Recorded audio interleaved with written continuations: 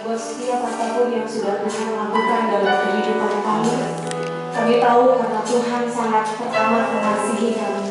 Oleh sebab itu Tuhan, dengan apa kami bisa membalas kebaikan-Mu selain kami hidup sesuai dengan perintah firman-Mu, Tuhan. Terima kasih kami punya Allah yang hidup seperti Engkau, Allah yang tidak pernah meninggalkan setiap anak-anak-Mu yang berharap kepada-Mu, Tuhan.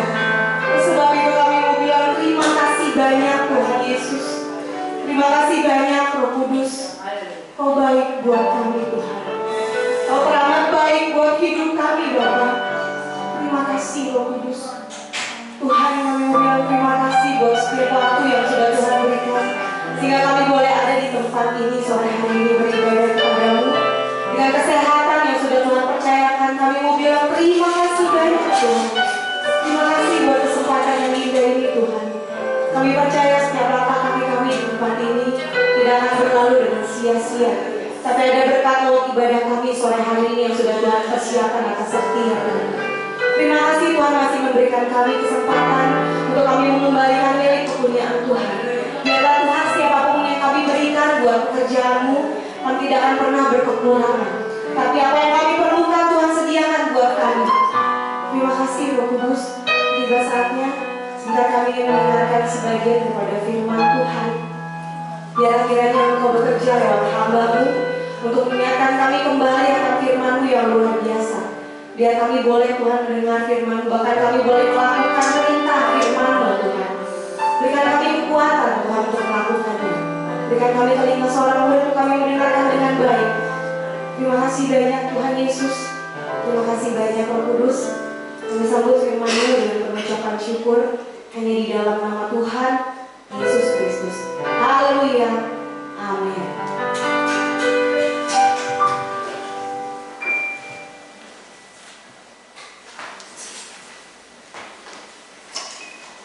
Haleluya. Puji Tuhan. Haleluya, puji Tuhan. Amin. Ya, kalau kita membahas kitab Imamat, maka saudara, Alkitab melalui kitab Imamat mengajarkan kepada kita tentang jalan kepada Allah.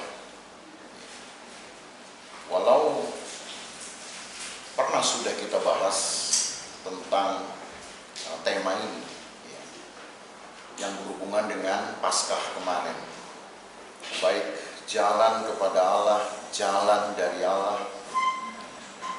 Tapi sebenarnya saudara, apa yang Allah kerjakan itu tidak serta-merta atau tidak mendadak, maksud saya, digenapi atau disempurnakan di dalam pelayanan Yesus. Pelayanan Yesus itu merupakan satu peneguhan sebenarnya, bahkan penyempurnaan dari pelayanan-pelayanan serupa. Maksudnya pelayanan-pelayanan seperti yang Yesus kerjakan. Saya sebut dengan pelayanan-pelayanan yang serupa. Hanya yang tidak sama, jadi kelihatan serupa tapi tak sama maksudnya. Yang serupa itu adalah pelayanan kepengantaraannya. Pelayanan yang menghubungkan antara Allah dengan manusia. Itu Allah sudah kerjakan jauh sebelum Yesus ada. Itu yang serupa. Tapi yang tidak sama adalah bahwa pelayanan Yesus menjadi sempurna, atau pelayanan Yesus yang menjadi kesempurnaan dari pelayanan kepengantaraan ini, karena Yesus jugalah yang menjadi korbannya. Dia pengantara, dia korbannya juga. Ya. Sedangkan di dalam perjanjian lama, termasuk di dalam kitab Imamat yang sedang kita bahas, pelayanan-pelayanan yang serupa tadi dengan Yesus hanya tertuju atau memang hanya ditekankan kepada pelayanan pengampunan, pendamaian, tetapi korbannya tetap berbeda atau dari materi yang lain, tidak dari sang imamnya, tidak dari pelayanan pendamaian itu sendiri. Yaitu yang saya katakan serupa tapi tak sama. Ya. Jadi apa yang Yesus kerjakan, lagi sekali saya katakan, hanyalah menyempurnakan, hanya meneguhkan apa yang sudah Allah kerjakan melalui pelayanan kepengantaraan imam-imam. Itu disebut dengan pelayanan kepengantaraan. Mengapa harus perlu pengantara atau perantara? Sama saja. Cuman kalau perantara itu lebih banyak ke dunia bisnis seringkali. Maklar itu perantara, apalagi pialang itu perantara, saudara. Ya. Tapi kalau pengantara lebih luas cakupannya. Ya nggak ada bedanya sebetulnya. Tapi pertanyaannya, mengapa manusia membutuhkan pengantara? Karena tidak ada yang bisa membawa manusia kepada Allah secara langsung. Tidak ada. Tidak ada yang serta-merta, bahkan termasuk tokoh penting di dalam Alkitab, yang dapat membawa dirinya langsung untuk bertemu dengan Allah. Selalu harus ada mediasi. Mediasi itulah yang disebut dengan pengantara. Ya. Jadi pengantara itu tidak melulu kepada orangnya juga, tapi lebih luas cakupannya. Jadi ketika Yesus datang, Yesus hanya meneguhkan saja pelayanan-pelayanan yang sudah dirintis oleh Allah ini. Dan kita sudah membahas banyak, saudara, dari cara Allah menginisiasi atau menghadirkan satu kemungkinan dan peluang-peluang supaya manusia bisa bertemu dengan Dia. Dan melalui pelayanan keimamatan, ya, mulai dari imam itu ditetapkan, jadi ditetapkanlah Harun, lalu kemudian ditetapkan anak-anaknya. Harunlah yang pertama memegang jabatan imam. Dan supaya orang Israel tahu masa depan dari pelayanan keimamatan ini, maka dari awal pun Allah sudah memerintahkan supaya Harun dan anak-anaknya langsung dikukuhkan atau juga bahkan ditahbiskan sebagai imam. Dengan begitu, orang Israel tahu bahwa imam ini nggak akan kemana-mana. Jatuhnya hanyalah Harun dan anak-anaknya. Nanti kalau anak-anak Harun pun sudah tua, otomatis ke anak-anaknya lagi mereka, cucunya Harun. Nanti kalau mereka sudah tua, jatuhnya ya ke anak-anaknya mereka lagi. Berarti anak dari anaknya Harun. Yeah. Begitu seterusnya, saudara, supaya orang Israel tahu bahwa imam itu tidak perlu ditunjuk-tunjuk, tidak perlu dipilih lagi. Tidak perlu lagi nanti harus masuk fit and proper test. Siapa yang lahir dari rahim keturunan Harun, dia sudah ditetapkan sebagai imamnya, suka tidak suka. Suka tidak suka. Jadi sebenarnya pelayanan keimamatan itu memang pelayanan kodrati.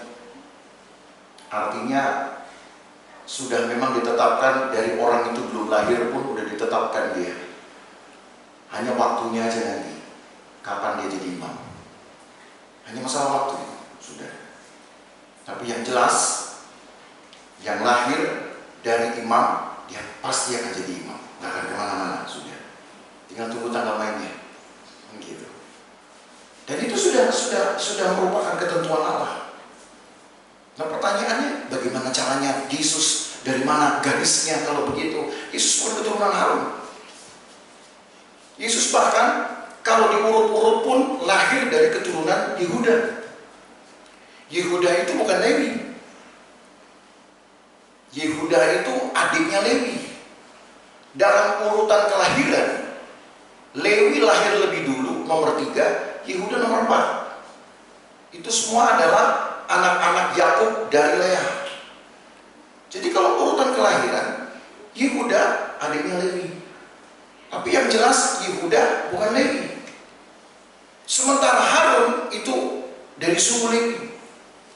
Maka sebagaimana ketetapan Allah bahwa yang menjadi imam itu haruslah Harun dan anak-anaknya, kita harus mencari alasan, kita harus mencari jawaban. Bagaimana bisa Yesus kemudian datang dan mengambil jabatan sebagai pengantara, atau yang kemudian kita kenal dengan imam besar agung. Kalau nggak pakai agung, maka jatuh-jatuhnya dia hanya menjadi imam besar. Orang Israel punya imam besar, saudara. Imam besar pertama itulah Harun. Di bawah imam besar ada imam-imam kepala, 24 jumlahnya. Dan selalu begitu. Harun mati, nanti yang jadi imam besar anak-anaknya, satu dari anaknya. Nanti anaknya mati diganti dengan cucunya. Jadi orang Israel itu sudah punya imam besar sejak dari zaman Harun. Kalau Yesus yang disebut dengan imam besar, maka Yesus tidak ada ubahnya. Kualitasnya sama nanti dengan Harun atau dengan keturunan Harun.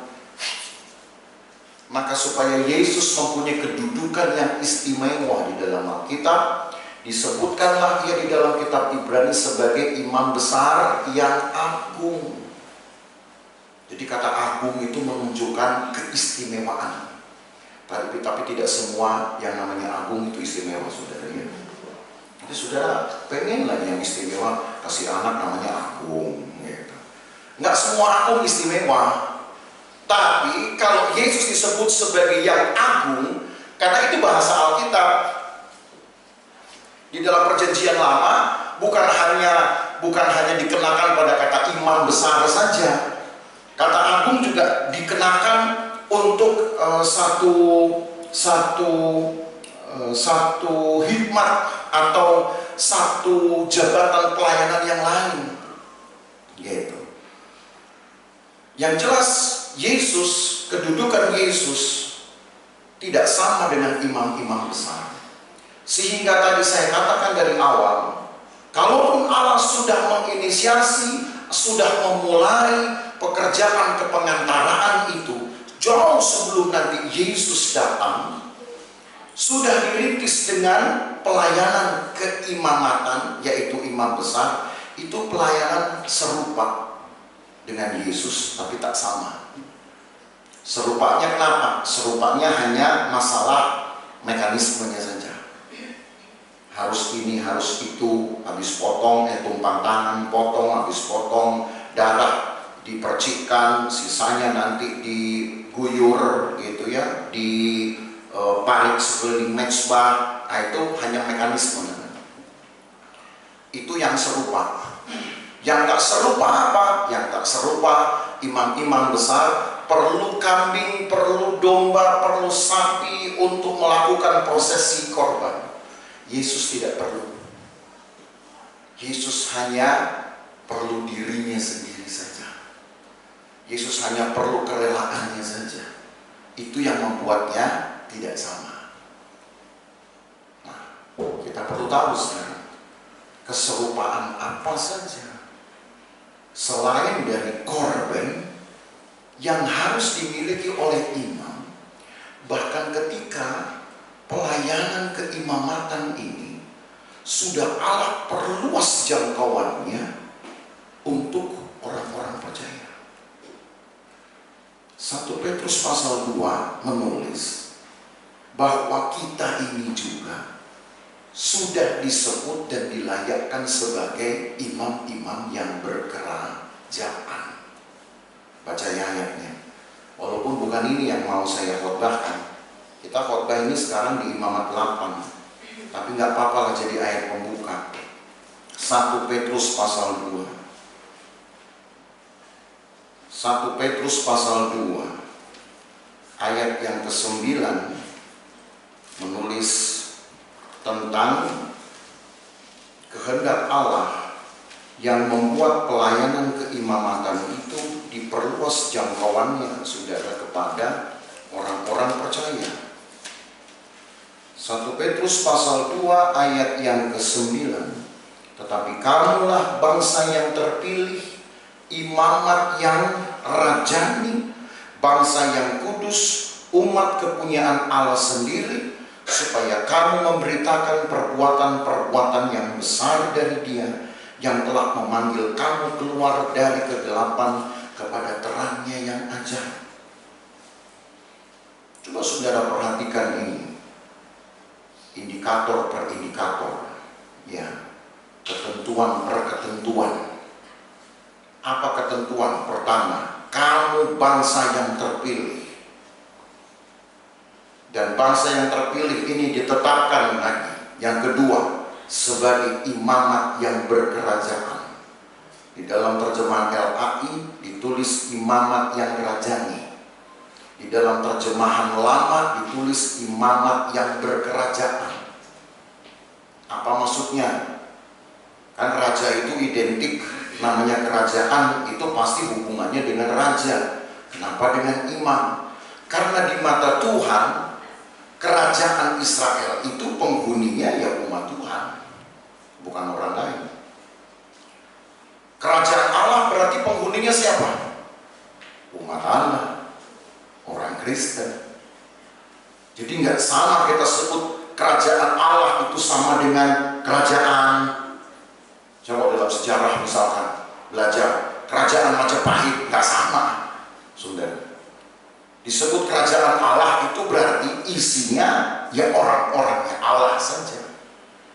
Dan orang-orangnya Allah ini kan sudah disebut sejak dalam perjanjian lama sebagai umat Allah. Umat Allah disebut karena mereka harus melakukan ibadah. Ibadah bisa disebut karena mereka melakukan liturgi-liturgi.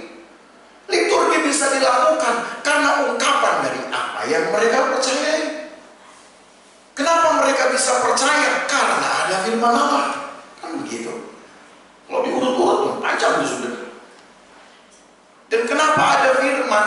Ya karena firman itulah eksistensi Allah sendiri. Dia ada sebelum segala sesuatu ada. Dia ada lebih awal dari semua yang ada. Karena firmanlah maka orang kemudian memilih untuk percaya. Karena percayalah maka dia kemudian mengungkapkan kepercayaannya itu dengan ibadah-ibadah. Karena ada ibadah maka ekspresinya adalah melakukan liturgi-liturgi. Nah, itu kok dibalik begitu lagi itu urutannya. Nah sekarang ketika sudah ada komunitas, sudah ada kelompok penyembah-penyembah kepada Tuhan, pengikut Tuhan, maka orang-orang ini akan dikumpulkan nanti menjadi satu komunitas disebut dengan umat Tuhan, punya tempat ibadah dari tabernakel, bait Allah, sampai akhirnya dari bait Allah meningkat jadi bait Roh Kudus. Oh, coba saudara. Maka komunitas inilah yang kemudian dalam perjanjian baru disebut sebagai kerajaan Allah. Jadi kalau disebut di sini imamat yang berkerajaan, itu berarti orang-orang percaya, sebutlah gereja Tuhan, sebutlah komunitas orang percaya yang harus dipimpin oleh seorang imam. Umat Allah tidak perlu raja. Umat Allah tidak perlu komandan. Umat Tuhan tidak perlu jenderal. Umat Allah hanya perlu pemimpin rohani yang memperkenalkannya kepada Allah, memperkenalkan cara dia menyembah Allah.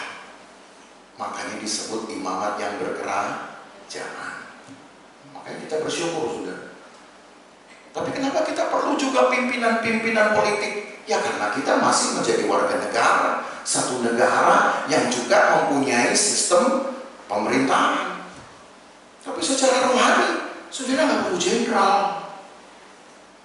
Secara rohani, gereja tidak perlu raja, tidak perlu pimpinan-pimpinan organisasi.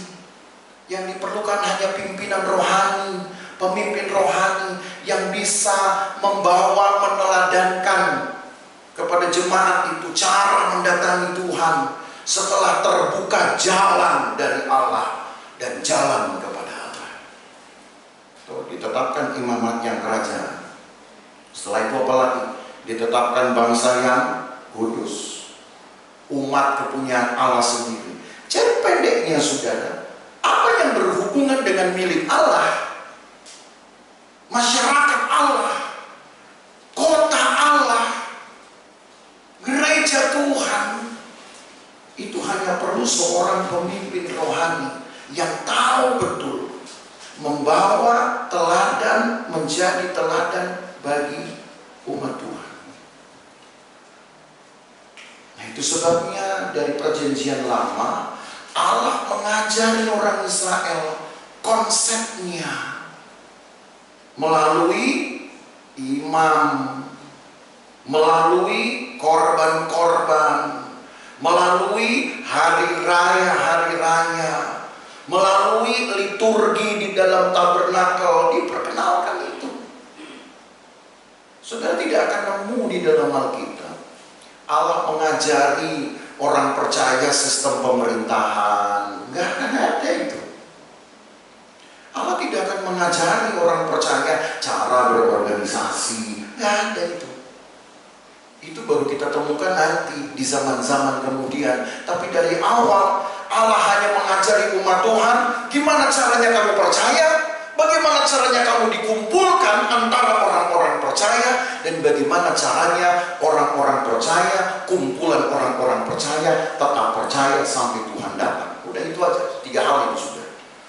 Mulai dari bagaimana engkau percaya, bagaimana engkau mempercayakan, juga akhirnya Tuhan kepada orang lain, kesaksian, terkumpul teman-teman gereja, dan bagaimana engkau dengan teman-temanmu mempertahankan percaya kita sampai Tuhan datang. Cuman itu sebenarnya ajaran kita.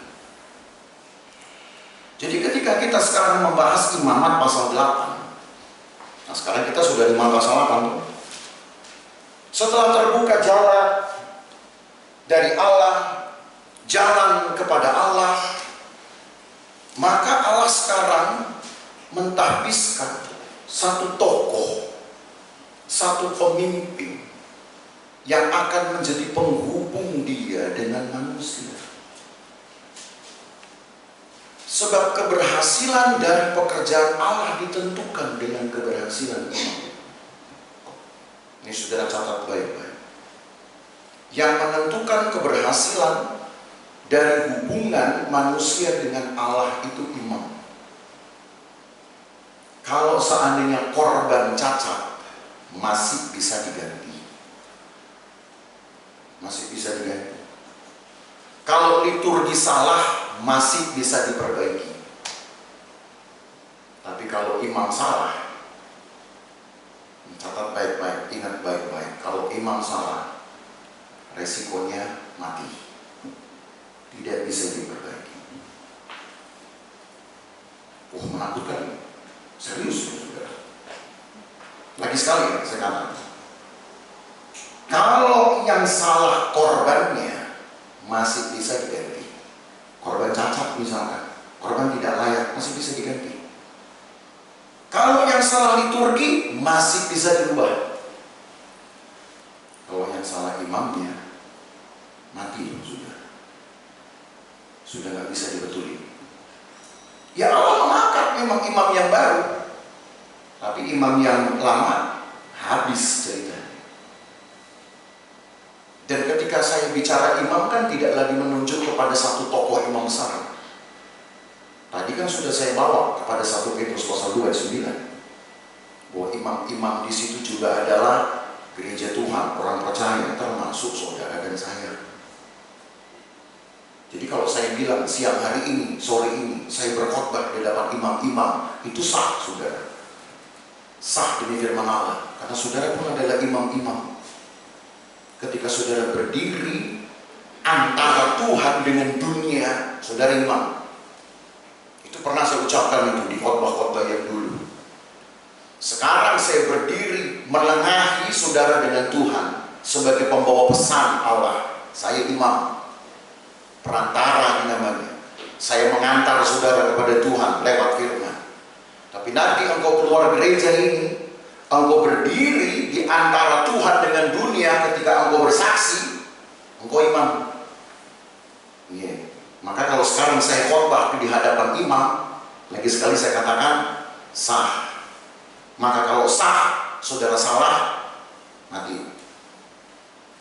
Oh, gak ada yang bilang amin ya? Ngeri ya saudara ya. Ya tapi begitu firman Tuhan. Kalau cuma saudara muncul saya, wah saya rugi saudara. Ya. Wah imam itu kan gembala. Oh iya, kalau di gereja. Kalau untuk satu keteladanan rohani, saudara bisa berkaca dengan hamba Tuhan, dengan gembala, karena dia berdiri sebagai penengah antara Allah dengan jemaat. Betul. Tapi 1 Petrus 2:9 itu juga Alkitab loh saudara. Juga firman Allah, juga ketetapan Allah, juga kehendak Allah, juga kerinduan Allah di sana yang menginginkan jemaat nanti akan menjadi penengah juga antara Allah dengan dunia. Betul tidak kira-kira yang saya bilang? Setuju nggak? Kalau nggak setuju saya ulang dari awal. Kalau setuju saya lanjut. Mau nggak mau setuju saudara. Memang begitulah tugas gereja. Harus menjadi pengantara atau penengah antara Allah dengan kekafiran, dengan keduniawian, dengan kedagingan. Nah kalau imamnya sendiri masih bersifat daging, mati dia. Kan jadi anak Tuhan itu serius. Setuju? Serius ya? Aku serius. Saudara ini perantara. Maka supaya saudara tahu bagaimana harus serius, ketika seorang imam itu dilantik dan ditakbiskan, maka beginilah prosesinya saudara. Cukup panjang ayat-ayat ini, tapi saya cukup bagi dengan 4 alur cerita saja saudara dari prosesinya. Yang pertama, saudara bisa lihat dari ayat 1. Dari ayat 1 sampai ayat yang ke ayat 1, tidak usah dari ayat 1 deh, dari ayat 8 aja. Dari ayat 8 sampai ayat 11. Ayat 8. Dikenakannya tutup dada kepadanya, dibubuhnya di dalam tutup dada itu urim dan tumim. Kemudian ditaruhnya serban di kepalanya, dan di atas serban itu di sebelah depan ditaruhnya patam emas, yakni jamal yang kudus seperti yang diperintahkan Tuhan kepada Musa. Ya, 8-9 dulu lah. Ada tutup dada yang namanya urim dan tumim. Ini pada waktu di kitab Keluaran kita belum bahas, saudara. Tapi sebenarnya di kitab Keluaran sudah dibahas itu tentang urim dan tumim. Di Keluaran 28 ketika kita juga membahas tentang imam. Lalu ditaruh juga di kepalanya itu patam. Patam itu sama seperti kalau kayak kepala sabuk itu, kalau perempuan kan sabuk di tengah-tengahnya kan suka gede-gede itu saudara. Ya apa sih namanya itu, kayak medali begitulah ya. Kalau sudah pernah lihat medali itu diikatkan kemudian dengan satu tali, lalu diikat di kepala. Jadi imam itu dulu udah kayak Wonder Woman saudara. Ada apanya gitu di sini, udah kayak tokoh-tokoh sekarang gitu ya. Nanti kalau tokoh-tokoh sekarang kan kalau ada musuh nanti tahu-tahu dari sini keluar sinar X gitu kan ya. Itu ilhami dari imam itu saudara. Cuman imam nggak ada sinar X-nya, nggak ada ya. Kalau ada kita bisa pakai itu untuk ronsen saudara sekalian ya. Jadi untuk apa itu semua? Semua yang ada di kepala ini berbicara tentang hikmat. Imam itu kalau berkata-kata harus dari Allah, hanya dari apa yang Allah taruh di benaknya. Itu disebut dengan hikmat. Apa yang ia yakini. Ini pekerjaan yang gak gampang saudara. Satu ayat seandainya, kita coba ya, saya kasih contoh. Satu ayat saya kasih sama saudara, saudara baca, belum tentu saudara langsung mempercayainya. Kadang kita bertanya-tanya juga, sanggup gak saya mempercayai? Masih ada peperangan itu saudara. Belum tentu. Ya ada juga yang cepat langsung percaya, bagus. Tapi ada yang mempertanyakan dulu. Setelah itu cari konfirmasi nanti kepada teman-teman. Ya. Nggak puas cari lagi konfirmasi sama orang-orang yang mungkin saudara anggap lebih rohani. Proses untuk percaya itu tidak mudah. Tapi imam diajar untuk hanya berkata-kata dari apa yang Allah sampaikan. Kalau saudara teliti, sejak dari kita membahas kitab Keluaran sampai masuk kitab Imamat ini, beberapa kali di dalam Alkitab dituliskan, saudara, kalau Musa hendak memberikan perintah kepada orang Israel, selalu didahului dengan kata ini, maka berfirmanlah Allah kepada Musa. Maka berfirmanlah Allah kepada Musa. Itu dari kitab Keluaran sudah ada. Kalau saudara jeli, saudara ingat, kita udah berapa kali ketemu dengan kalimat itu. Musa itu hanya memperkatakan ulang apa yang Allah katakan kepadanya. Yang namanya pengajaran itu memperkatakan ulang, memperkatakan kembali apa yang Allah kasih. Jadi seorang imam itu memang tidak boleh memikirkan yang lain kecuali yang difirmankan oleh Allah. Lain pikirannya, kalau seandainya menjadi lain pikirannya, maka kemungkinannya juga bisa lain hasilnya, berbeda dengan kehendak Allah. Itu yang saudara harus tahu. Jadi supaya kita memastikan diri kita tetap ada pada kehendak Allah, maka lakukan saja firman Tuhan. Ya atau tidak, mau atau tolak, cuman itu keputusannya. Nah, itu sebabnya dikonfirmasi dengan Urim dan Tumim. Itu harus di jantung, saudara, ditaruh di depan jantung. Urim dan Tumim itu apa kira-kira? Urim dan Tumim itu sebenarnya adalah lampu, tapi belum menyala ini ya. Itu ya terbuat saja dari tembaga, emas. Tetapi nanti dapat menyala sudah sesuai dengan putusan Tuhan. Urim dan Tumim ini bukan yes or no, ya, bukan start and stop, bukan. Jadi jangan sudah pikir Urim dan Tumim ini berarti yang satu yes, satu no, satu start, satu stop, gitu. Enggak.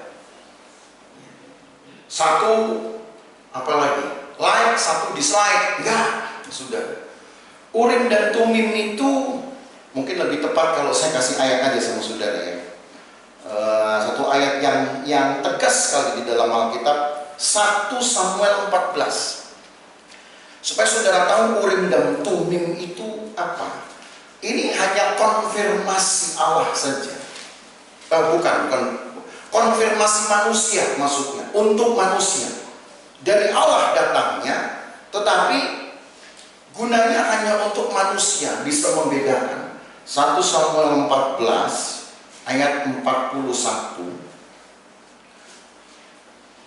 tertulis begini. 1 Samuel 14 ayat 41. Ini perhatikan ya. Lalu berkatalah Saul, ya Tuhan Allah Israel, mengapa engkau tidak menjawab hambamu pada hari ini? Jika kesalahan itu ada padaku atau pada anakku Yonatan, ya Tuhan Allah Israel, tunjukkanlah kiranya Urim. Tetapi jika kesalahan itu ada pada umatmu Israel, tunjukkan Tumim. Lalu didapati Yonatan dan Saul, tapi rakyat itu terluput. Berarti yang nyala apa?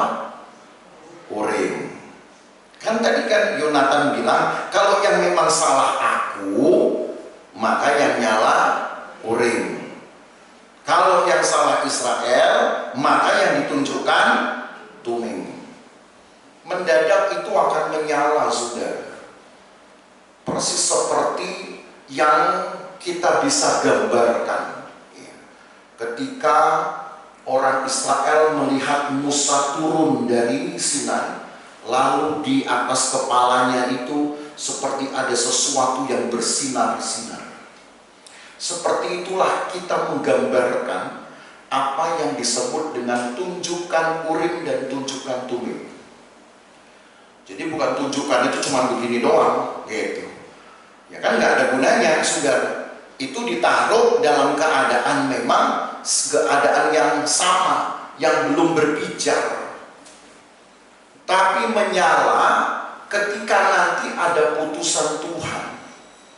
Jadi kan bukan yes or no nih, hanya untuk memastikan, sebutlah menjadi tanda, penanda, konfirmasi. Kalau yang salah si A, maka Tuhan tunjukkan, maksudnya tunjukkan itu nyalakan Urim. Kalau yang salah B, orang Israel, nyalakan atau tunjukkan. Bahasa Indonesia cuma kata tunjukkan. Kalau tunjukkan kan begini doang bisa, sudah. Tapi kalau kata tunjukkan itu jadi lemah, karena nggak ada perbedaan nanti. Justru membedakannya adalah karena Urim dan Tumim ini harus menyala nanti. Disitulah baru kita tahu, oh iya inilah kehendak Tuhan. Cuma saudara nggak akan nemu kabel di situ. Urim Tumim itu nggak ada kabel, dan belum ada teknologi Bluetooth zaman itu. Lalu tersambung dia dengan sinyal Bluetooth, nggak ada sudah. Sekarang bisa dibikin kalau ada imam yang nekat. Saya juga bisa bikin juga. Tapi udah akal-akalan nanti. Taruhlah sini Urim dan sini Tumim. Saya pasang nanti di saya bluetoothin dari HP saya. Lalu saudara kemudian sulit untuk diajak mengaku. Maka saya berdoa atas nama Tuhan. Misalnya, Tuhan, kalau yang salah ini adalah si A, tunjukkan Urim. Kalau yang salah B, Tumim. Kalau saya lagi nggak senang sama si A, saudara, saya klik, nyala Urim, nah, lo salah. Gitu. Sekarang bisa dibikin. Tapi takutnya bisa jadi salah guna. Dulu nggak ada kabel, tidak ada teknologi, bahkan nirkabel, belum ada. Pertanyaan dari mana itu? Kira-kira hanya dari pekerjaan Allah. Makanya disebut sebagai pernyataan keputusan. Dan karena manusia ini kan, apalagi umat Tuhan, orang Israel, tidak belakang campur, saudara. Betul-betul keras kepala. Sudah diomong sama imam, kamu yang salah. Mana buktinya? Gitu. Nantang. Maka supaya imam besar tidak dibuat repot, tidak dibuat menjadi salah akhirnya, Tuhan yang perintahkan kepada Musa, kasih itu Urim dan Tumim. Nanti saya yang akan menyalakannya sesuai dengan putusan atas keadilan dan kekudusan Tuhan. Bapak Ibu Saudara, sekarang kita nggak akan punya Urim dan Tumim. Tapi tahu nggak saudara, kira-kira Urim dan Tumim kalau mau diaplikasi dalam hidup kita, kan saudara imam. Tadi kan saya bilang kita semua ini imam. Saya sekarang taruhlah sebagai pembicara sedang menjadi imam bagi saudara, dan tetap juga akan menjadi imam untuk untuk kerohanian, untuk pengajaran. Tapi saudara nanti bersaksi kepada orang lain. Saudara menjadi penengah antara Allah dengan dunia, dengan kekafiran, dengan kedaliman saudara imamnya. Lalu Urim dan Tumimmu seperti apa? Saudara berdoa, Tuhan saya bikin deh ini, gitu, lampu. Dari apa misalnya? Saudara mau bikin lampu dari apa? Dari senter bekas misalnya, mau diikat di sini ribet saudara. Saudara pergi ke pasar, ngapain ini orang gitu.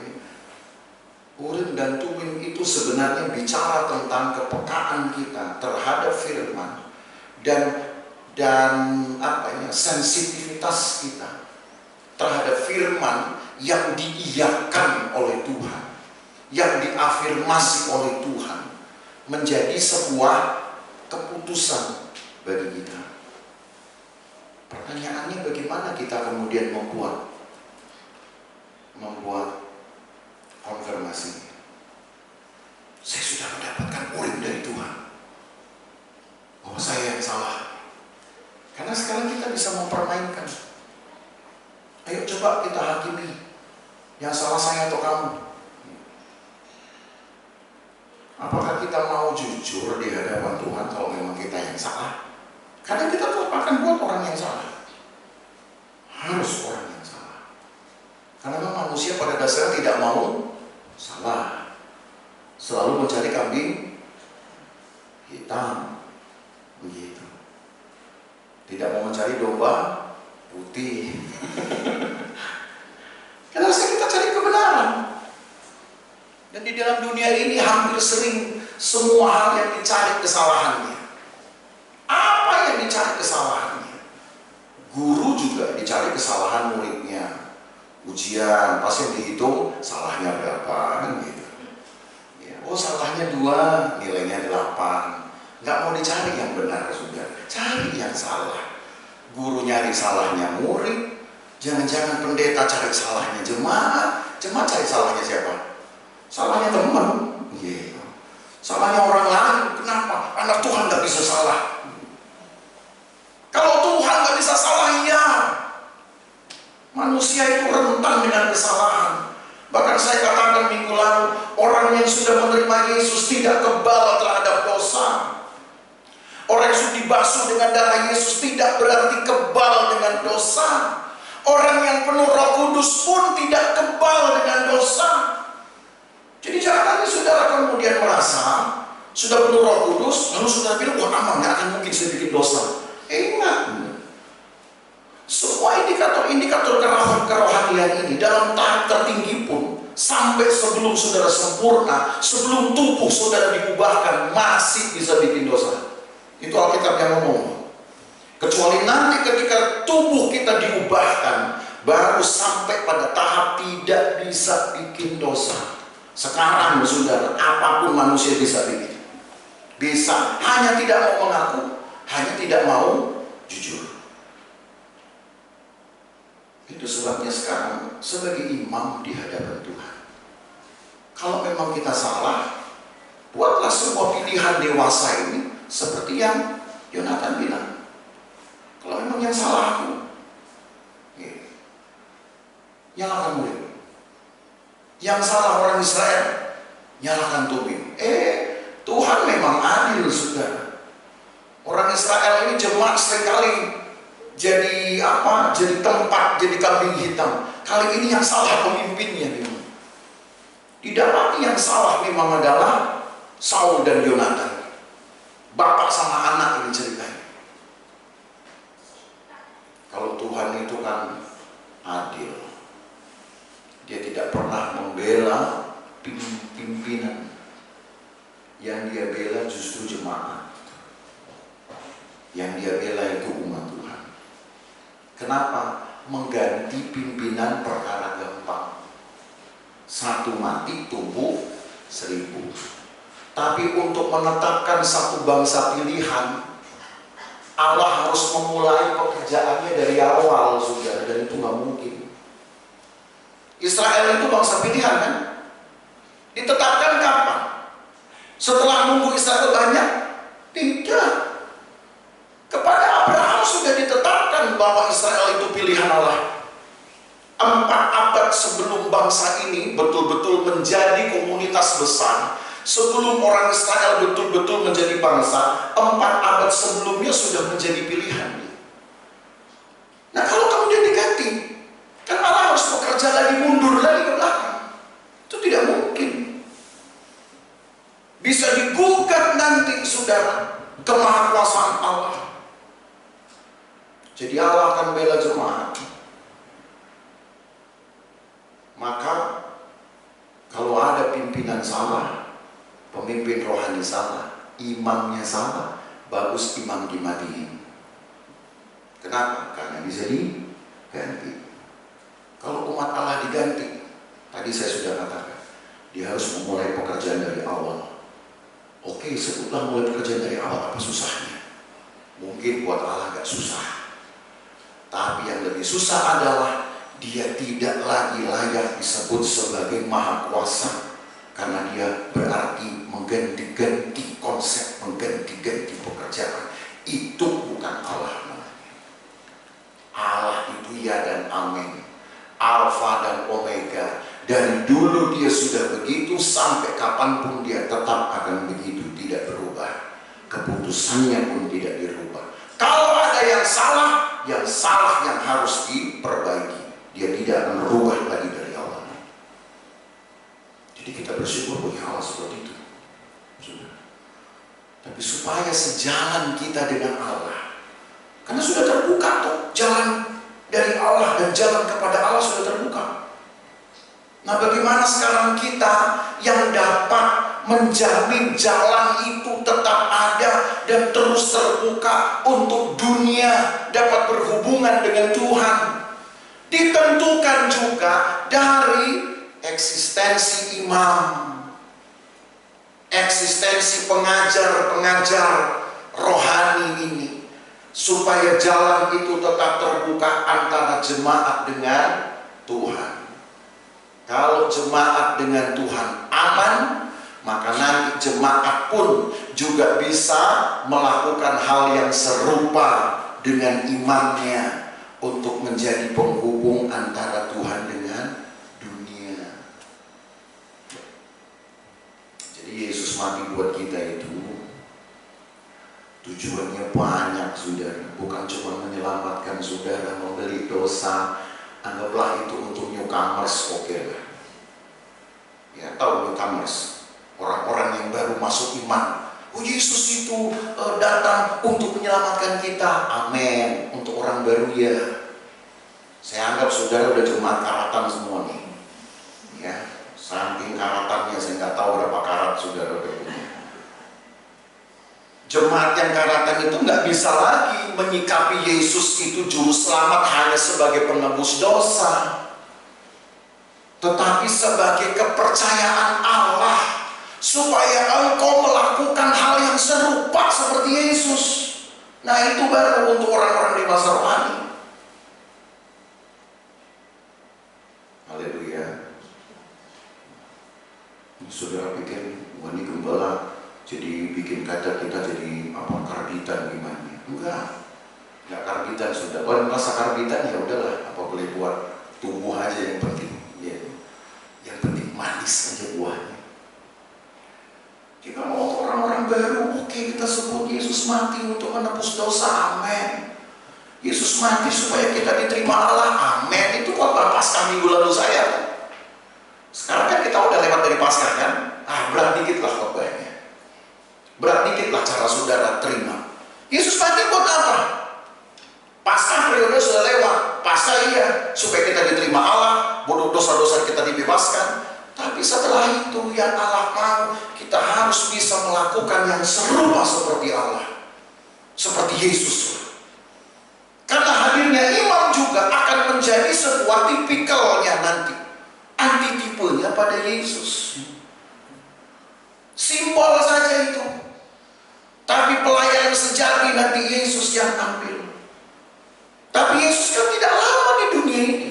Kita sekarang pun tidak bisa lihat muka Yesus seperti apa. Yang saudara bisa lakukan hanyalah melakukan pekerjaan yang serupa dengan Yesus. Tapi bukan jadi juru selamat ya. Nggak bisa saudara jadi juru selamat.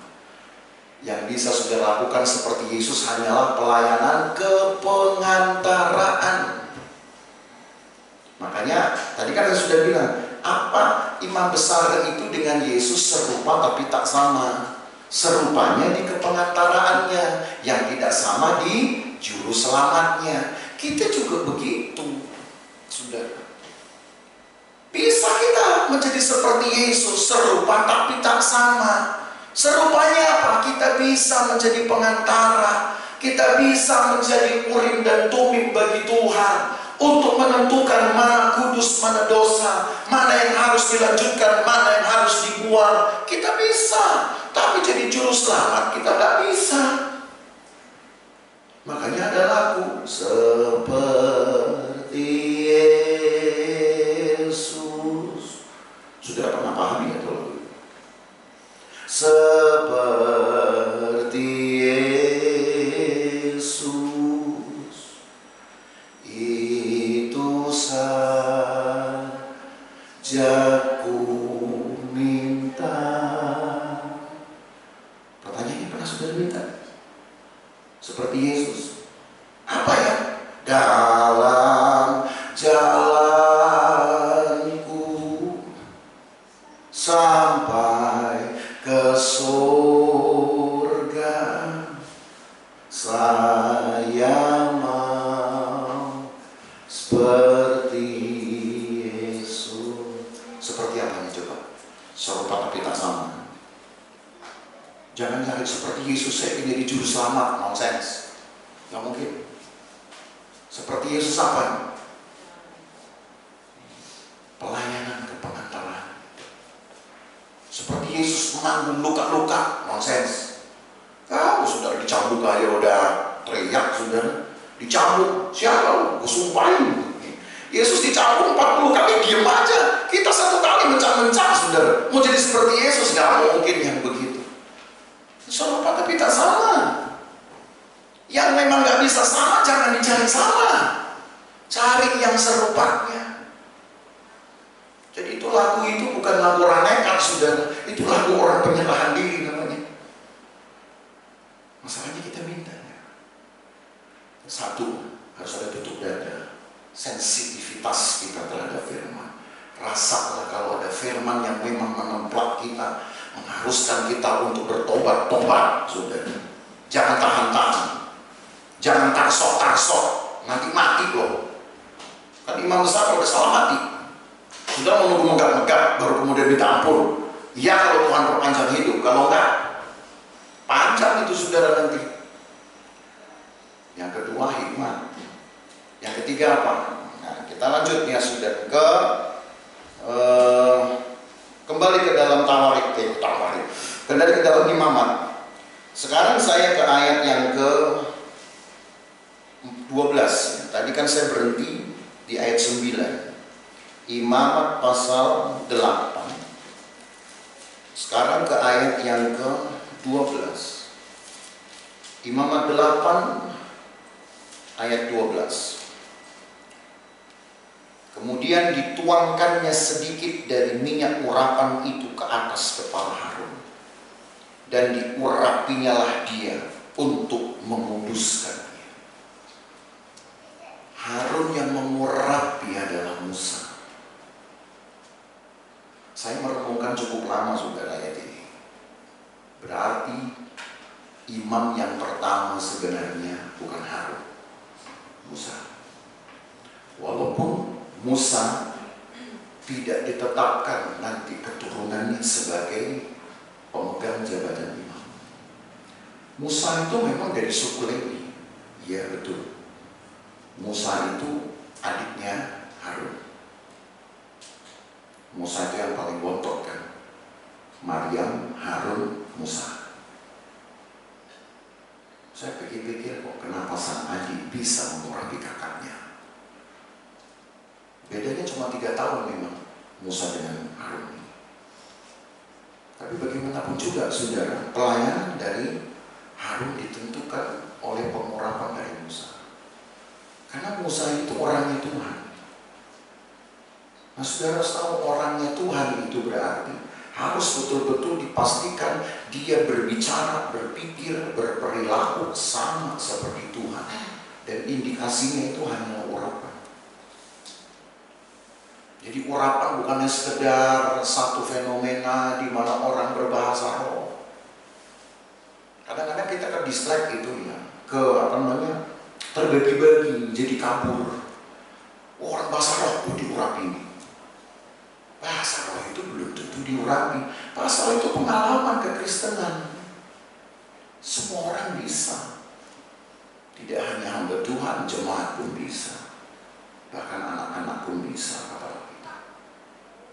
Yang aneh adalah kalau jemaat bisa lebih sering bahasa roh, pendetanya bahasa rohnya irit banget. Tahu maksudnya irit? Susah sekali bahasa roh ini hamba Tuhan. Yang sekarang jadi model supaya jangan dikalahin sama jemaat. Itu cuma bahasa roh, pendetanya ikut-ikutan. Kayak lama-lama, pendetanya nggak kalah. Sandal lawas. Sandal sopo, sandal lawas. Kenapa? Supaya jangan kalah sama jemaat. Saudara, pengurapan itu adalah satu kepercayaan di mana Allah memberikan sebuah indikasi bahwa dari hidupnya lah dia hanya mengutamakan firman. Di benaknya firman, di pikirannya firman, di ucapannya firman, perilakunya firman. Cuma itu. Karena Paulus pernah punya kesaksian soal itu. 1 Korintus pasal yang ke-11. Coba kita lihat ini. 1 Korintus pasal yang ke-11 ayat yang ke-13.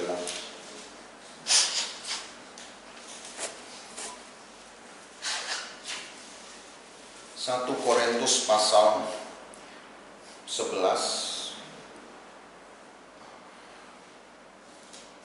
Saya salah, kebalik. 1 Korintus 13 sudah, ayat 11. 1 Korintus pasal yang ke-13. Saya baca dari ayat 8, karena dari ayat 8 ini sebenarnya dasar pemikirannya.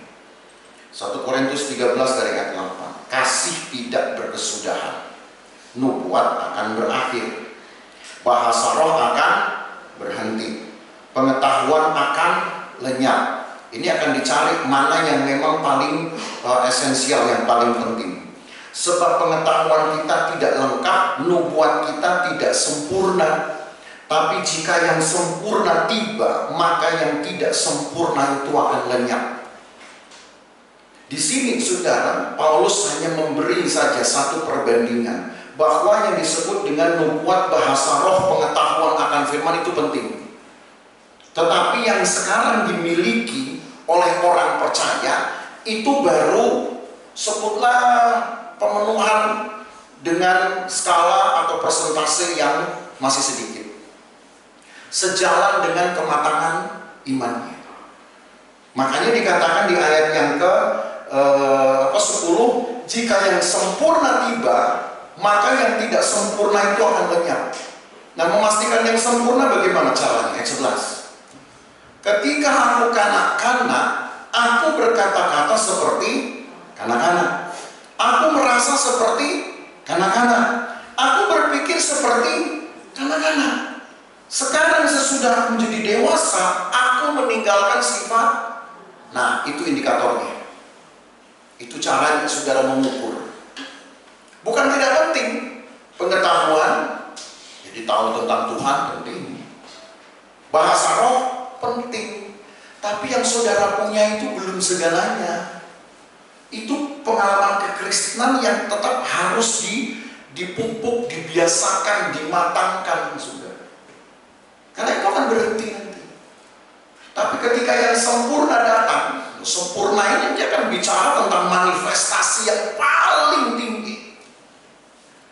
Tapi itu nggak bisa diberikan langsung kepada newcomers tadi, kepada orang yang baru lahir baru. Nggak bisa. Sama seperti kita perlu dilatih dari masuk iman, belajar Alkitab, jadi makin pinter. Kayak anak kecil juga perlu sekolah, lalu berlanjut sampai dia kuliah. Begitulah pengalaman Paulus ini. Sampai dia bilang, dulu tuh anak-anak, aku mau berpikir kayak anak-anak, berkata-kata kayak anak-anak. Gimana kata-kata kayak anak-anak? Coba.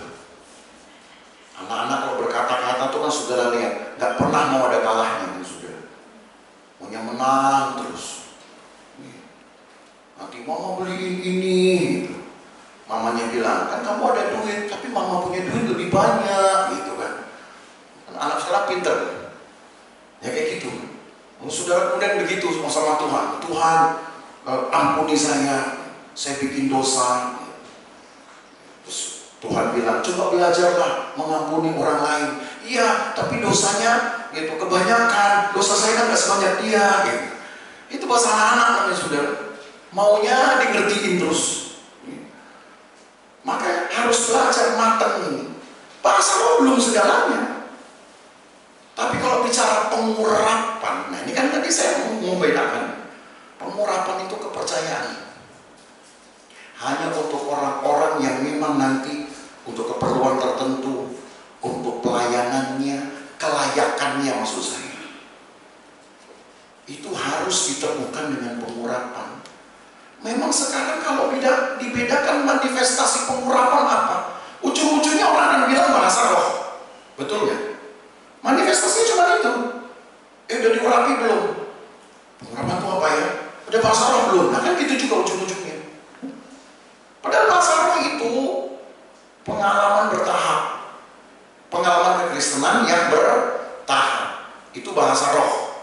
Pengurapan itu kepercayaan. Dan tidak harus pengurapan itu manifestasinya bahasa roh. Cuman dunia sekarang sudah membuat seolah-olah persamaan itu kalau udah diurapi harus bahasa roh. Jadi disyaratkan pelayan-pelayan kalau belum penuh Roh Kudus belum boleh melayani. Ada gereja mempersyaratkan seperti itu. Ya. Cuman saya juga harus berhikmat saudara. Kalau pelayan-pelayan penuh Roh Kudus lalu dihitung, wah ternyata nggak penuh Roh Kudus, nggak ada yang melayani saudara. Apalagi dibuat syarat yang tidak berdosa.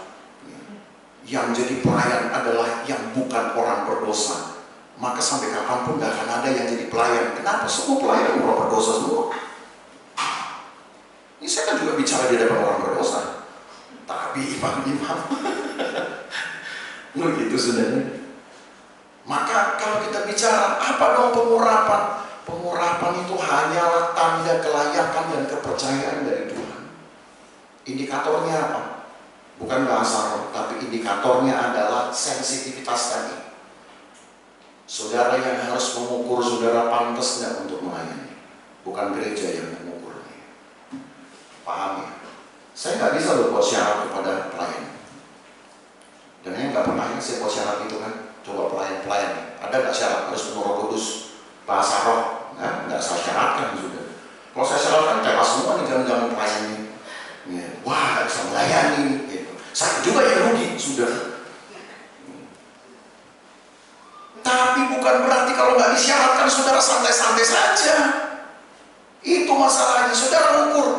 Oh iya, saya memang belum penuh Roh Kudus. Puji Tuhan nggak disyaratkan oleh gereja, tidak disyaratkan oleh gembala. Saudara ukur, harus seperti ini saya. Mau berapa lama saya seperti ini? Saudara ukur, itu disebut dengan kelayakan. Oh iya Tuhan, saya ini loh udah 4 tahun jadi pelayan nggak penuh-penuh Roh Kudus. Gereja sih diam-diam aja. Tuhan bilang, lewatan lu. Gitu. Kira-kira saudara, saya kan bukan Tuhan. Cuma rasanya kayak gitulah gitu. Gereja sih diam-diam aja. Tapi kita ukur sendiri, kan tidak ada pengukurannya. Karena pengurapan bukan bahasa roh. Kalau bahasa roh langsung kelihatan, oh ini berbahasa apa ini bisa jadi pelayan. Karena pengurapan bukan bahasa roh ukurannya. Kelayakan. Seperti Paulus waktu kanak-kanak berkata-kata seperti kanak-kanak. Yang menentukan saudara dewasa siapa? Umur? Bukan kan? Kan masih ada sekarang orang-orang tua kelakuan kayak kanak-kanak. Mudah-mudahan di sini enggak lah ya. Tapi ada kan sudah udah tua kayak anak-anak sudah. Permen minta dibukain. Itu kan orang tua kelakuan anak sudah. Mau buka sendiri nggak bisa, gitu. Dan masih banyak jangan-jangan begitu. Saya berdoa supaya jangan lebih banyak orang kayak gitu di Lusuhan ini sudah. Udah kalau perlu nggak ada tahun-tahun ini. Tapi untuk pelayanan saudara juga harus membuat pilihan itu. Gereja tidak bisa mensyaratkan karena memang pengurapan beda dengan bahasa roh. Pengurapan itu cuma sensitivitas. Oh ya Tuhan, sini harusnya udah jadi orang dewasa loh. Berkata-kata seperti orang dewasa. Haleluya. Agak berat dikit ya khotbahnya, nggak apa-apa kan? Sudah, karena kan Paskah udah lewat. Gitu. Paskah kita bicara soal Yesus mati untuk mengampuni dosa. Ya oke. Ini udah lewat Paskah ini. Jangan cuma lagi, Yesus terima kasih, Engkau mati buat dosa saya. Sekarang saya bicara kelayakan, saudara. Karena saudara adalah imam-imam di hadapan Allah untuk dunia kekafiran. Kalau saudara nggak maju, berarti saudara masih kanak-kanak. Haleluya. Ini tegang banget hari ini ya. Tapi Tuhan sayang sama kita, saudara. Itu sebabnya firman Tuhan ini datang supaya masing-masing kita membuatlah pada akhirnya sebuah ukuran sensitivitas kepada Tuhan. Tuhan, sudah lama saya ikut Tuhan. Tuhan, saya sudah lama jadi pelayan Tuhan. Kira-kira 4, 5, 10 tahun yang lalu saya ada perubahan enggak? Sampai dengan hari ini hanya Engkau yang bisa tahu. Kalau Engkau merasa bahwa Engkau sudah dewasa, harusnya Engkau berkata-kata seperti orang dewasa, berpikir seperti orang dewasa. Imam juga harus 20 tahun ke atas, saudara. Tapi yang jelas, dia harus penuh dengan hikmat Allah. Dia sensitif dengan firman Tuhan, peka dengan firman Tuhan, tahu bahwa firman Tuhan ini sedang mengejar-ngejar dia. Kalau berbuat dosa, minta ampun. Kalau memang yang engkau lakukan benar, teruskan. Saudara harus punya itu. Jangan nanti harus tunggu khotbah gembala menyatakan, kau salah. Mungkin jangan-jangan gembala pun tidak akan berkhotbah seperti itu. Hanya saudara yang merasa. Lalu mintalah pengurapan. Ini kelayakan saudara. Penuh Roh Kudus baik, tapi belum tentu penuh Roh Kudus itu orang yang diurapi. Ya, penuh Roh Kudus baik, belum tentu penuh Roh Kudus orang yang diurapi. Dan karena pengurapan juga indikatornya belum tentu juga harus berbahasa roh. Tapi yang tidak bisa dipantah, orang-orang yang diurapi, dia sudah punya pengalaman dipenuhi oleh Roh Kudus. Ya, paham saudara? Maka belajar supaya saudara layak menjadi imam di hadapan Tuhan. Karena kita butuh pengantara. Saudara butuh pengantara. Pengantara kita Yesus. Yesus sudah selesai melakukan pekerjaan pengantara. Di dunia ini sudah di jemaat saudara perlu pengantara. Saya hadir sebagai pengantara bagi saudara. Tapi dunia tetap perlu pengantara. Dan pengantaranya adalah saudara. Karena saudara bagian dari dunia.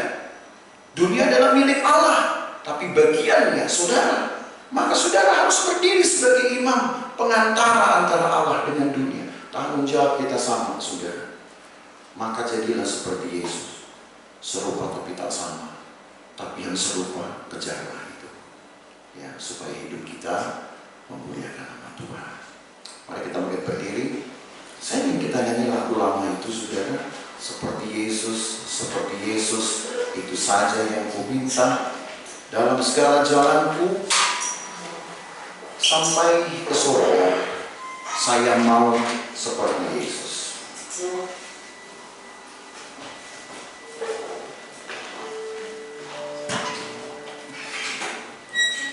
Seperti Yesus, seperti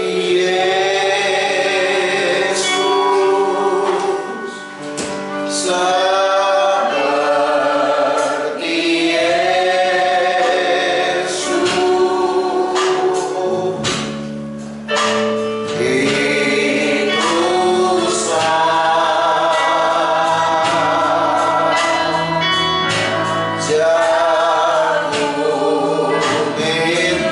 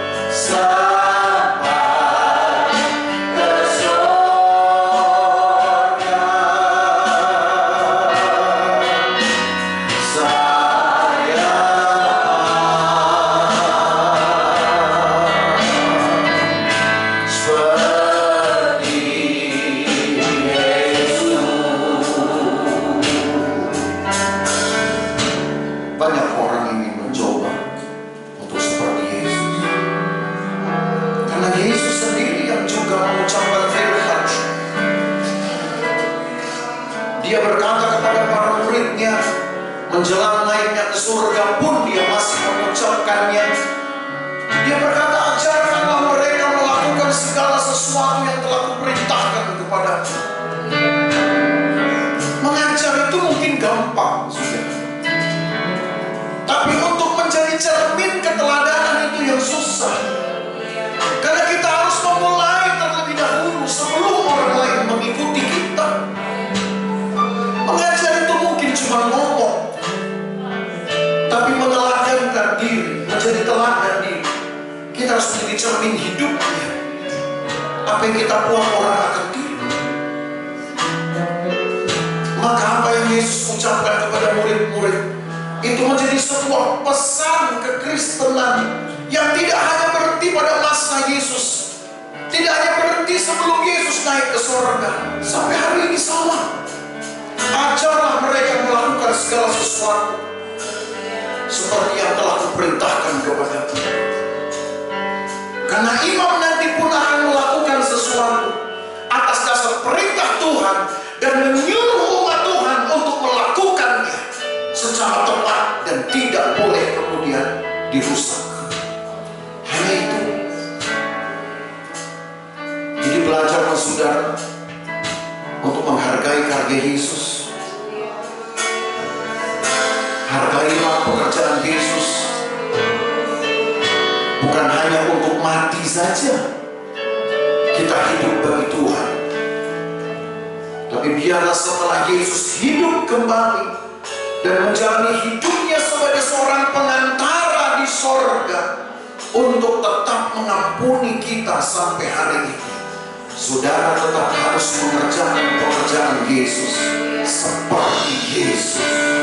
Seperti Yesus itu yang harus kita minta. Seperti Yesus, seperti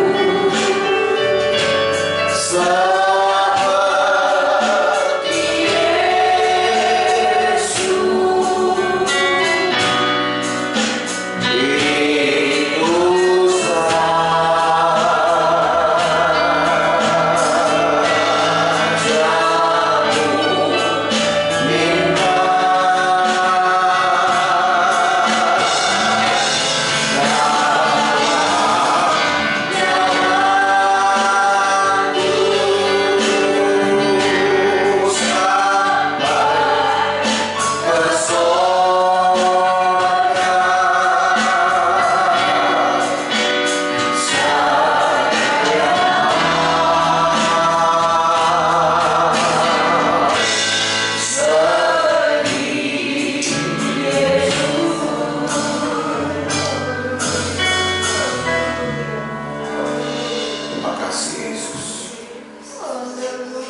terima kasih Yesus.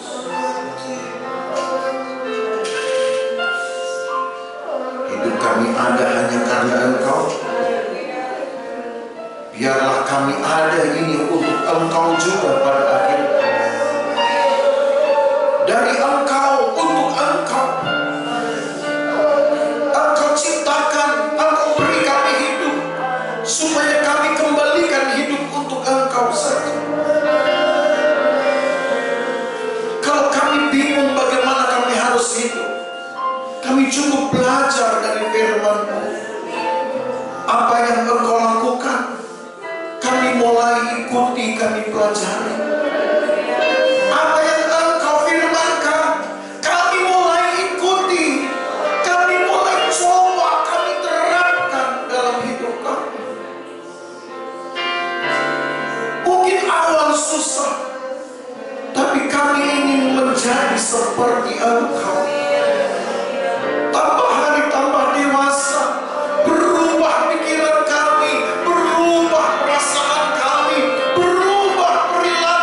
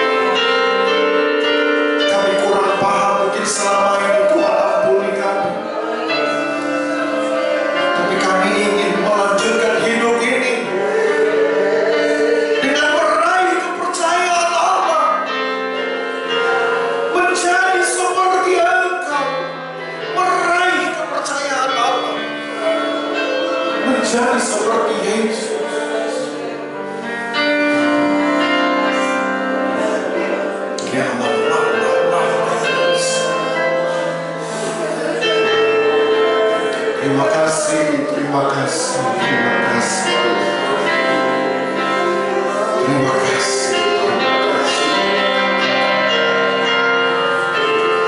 Haleluya. Terima kasih. Terima kasih.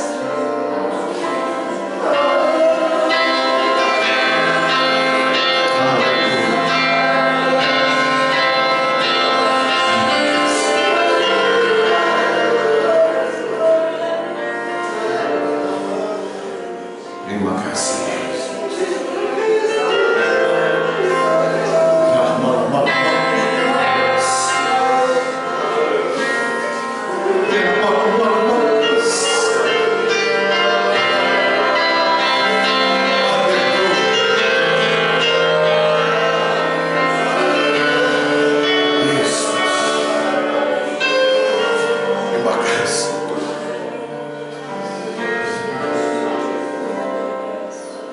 Terima kasih Tuhan. Tolong kami, tolong umat-Mu. Kami masih punya banyak hari-hari Tuhan di tahun ini. Kami masih menjalani seperempat dari jumlah tahun, jumlah hari-hari di dalam tahun ini. Kami tidak ingin berpikir untuk tahun depan. Kami ingin berpikir di tahun ini kami mulai meraih kepercayaan Allah. Kami memacu hidup kami untuk menjadi orang-orang yang layak melakukan pekerjaan seperti Engkau, Yesus. Terima kasih Tuhan. Berkati umat-Mu, sertai umat-Mu. Engkau tahu kerinduan hati mereka, Engkau tahu ya Tuhan. Lemah Engkau kuatkan. Yang tidak berdaya Engkau berikan kekuatan baru. Yang merasa kecil, yang merasa rendah diri, Engkau pulihkan, Engkau bangkitkan. Kami yakin bersama dengan Engkau kami bisa. Kami ingin mengubahkan hidup kami dari sehari ke sehari untuk menjadi seperti Yesus, supaya kami layak mengubahkan dunia ini untuk Engkau. Terima kasih Tuhan, terima kasih. Terima kasih Yesus, terima kasih.